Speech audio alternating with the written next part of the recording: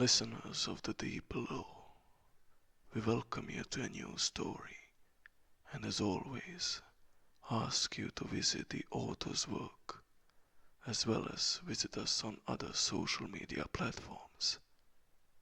Welcome to the story.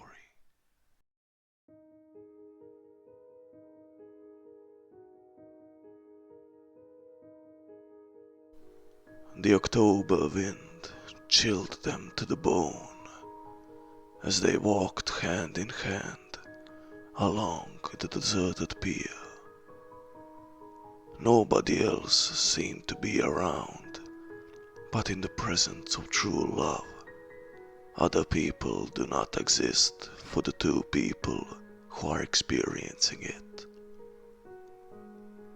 So as they made their way down to the far end of the jetty, the fact that the sky was not full of the harsh shrieks of seagulls didn't enter their minds. The old neon sign read, Carnaval De Almas, although the neon hadn't been lit by the looks of the sign itself for an age. What does that mean? He thought out loud. She merely shrugged and laid her blonde head against his chest.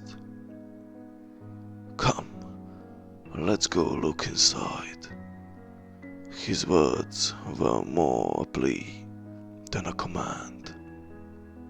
She nodded, smiling before pausing a moment to give him a sweet, innocent kiss.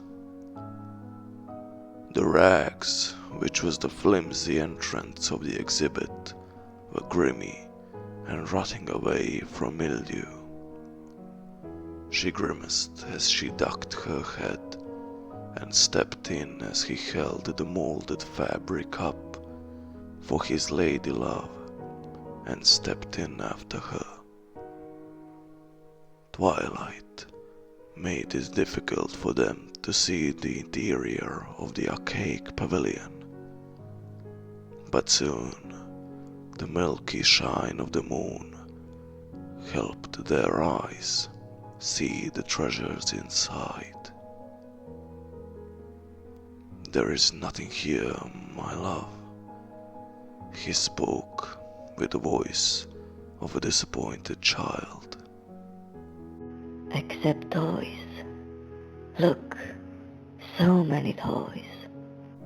She said, clapping her hands equally childlike.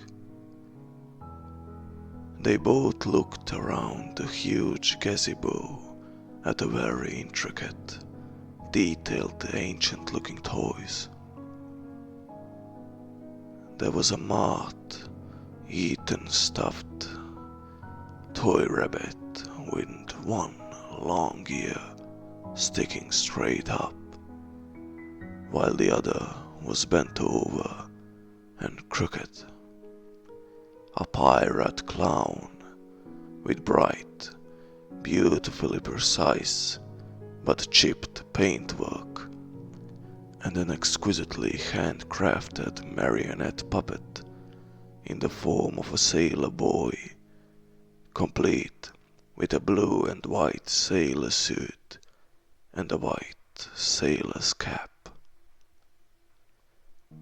They are beautiful, he gasped, leaning over to touch the puppet's face. They look so sad, so lost.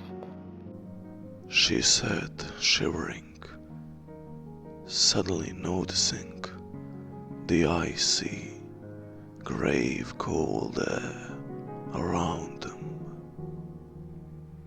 Outside the pavilion, a tall, thin figure in a purple suit and a black, velvet-trimmed top hat strolled casually to the entrance of his very unique exhibition. He laughed. The laugh wasn't a pleasant, joyful one.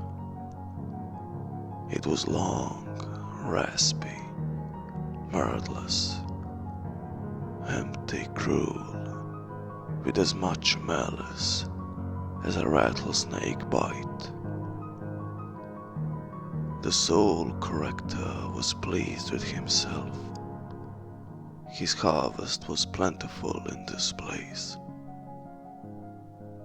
In the pavilion, there were 2 new additions to the beautiful, unique, and strangely sad exhibits. Amongst the moth-eaten worn rabbit, the forlorn clown, and the wonderfully crafted sailor puppet were 2 perfect sweet dolls, a boy and a girl, hand in hand.